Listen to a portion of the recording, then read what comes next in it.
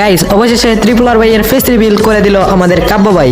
তো যারা যারা ট্রিপল আর ভাইয়ের ফেস রিভিল দেখো নাই এই ভিডিওর মাধ্যমে দেখে নাও।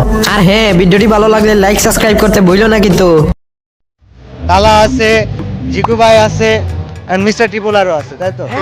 এই যে মিস্টার ট্রিপলার, এটা এটা এটা এটা তুই প্রমাণ দে। প্রথম কথা হচ্ছে কি বিয়ে শাদী করেছে আমার কথা হবে না। আচ্ছা হ্যাঁ, তো বিয়ে করছে আমি জানি, বুঝলে? এই তো সেরে দিবি ভাই। এখন প্রমাণটা কি? মানুষ তো প্রমাণ চায়।